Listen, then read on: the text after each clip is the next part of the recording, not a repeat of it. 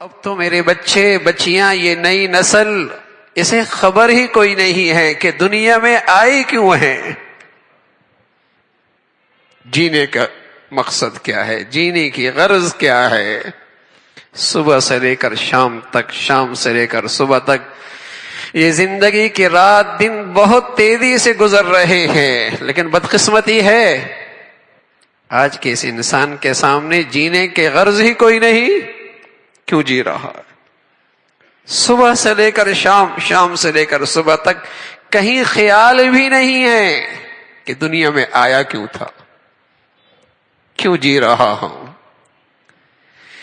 اگر اسی دنیا کی خوشحالی کا نام کامیابی ہے تو پھر قارون بہت کامیاب ہے۔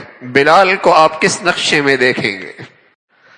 قابل رشک وہ ہے جس کے پاس کل کا ذخیرہ بہت ہے، جس کی صبح اور شام، جس کے رات اور دن یوں گزر رہے کہ آخرت کا ذخیرہ بہت اکٹھا کر رہا، یہ قابل رشک ہے، چاہے کوٹھی میں رہے، چاہے جھونپڑی میں رہے، چاہے زرق برق لباس پہنے، چاہے پیوند شدہ لباس ہو، چاہے اس کے گھر میں خوشحالی ہو، چاہے اس کے دسترخوان پہ فاقے ہو، لیکن اگر ذخیرہ آخرت اکٹھا کر رہا ہے قابل رشک ہے، قابل رشک ہے۔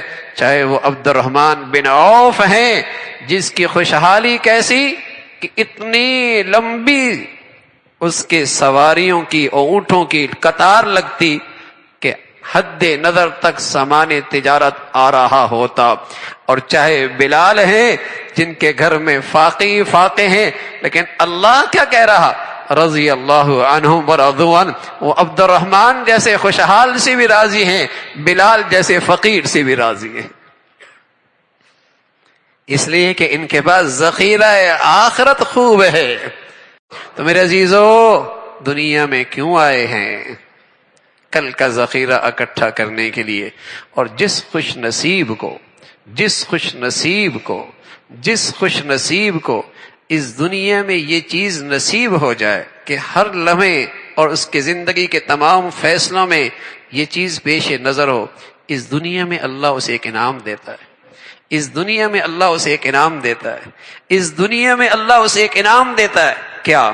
رسول اللہ صلی اللہ علیہ وسلم نے فرمایا، من جعل ہمہ ہم الآخرہ کفاہ اللہ ہم دنیاہ، جو آخرت کو اپنا غم اور فکر بنا لے اللہ اسے دنیا کے سارے غموں فکروں سے نجات نصیب فرما دیتا ہے۔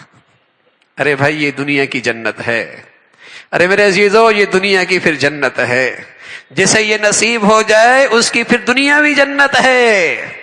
رسول اللہ صلی اللہ علیہ وسلم نے فرمایا، جس خوش نصیب کو یہ نصیب ہو جائے کہ زندگی کی ہر لمحے، ہر گھڑی، ہر فیصلے میں آخرت سامنے اور پیش نظر ہو، کیا انعام ملتا ہے اس دنیا میں؟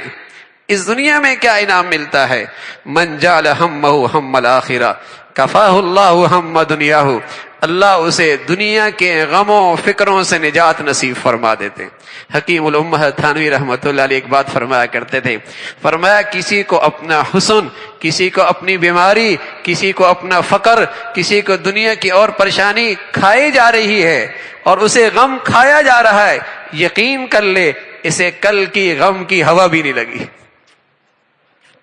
کل کے غم کی اسے ہوا بھی نہیں لگی، اس لیے کہ ایسا نہیں ہو سکتا دنیا کا غم اور دنیا کا غم دونوں اکٹھے ہو جائیں، ہو نہیں سکتا۔ اللہ کے رسول نے بتایا ہے یہ انعام صاحب ایمان کو ملتا ہے اس دنیا میں اگر اس کا کل کا غم اور کل کی فکر صحت مند ہو جائے۔ اللہ رب العزت بھائی ہم سب کو بھی جینے کی غرض، جینے کا مقصد اور اس کا دھیان نصیب فرما دے۔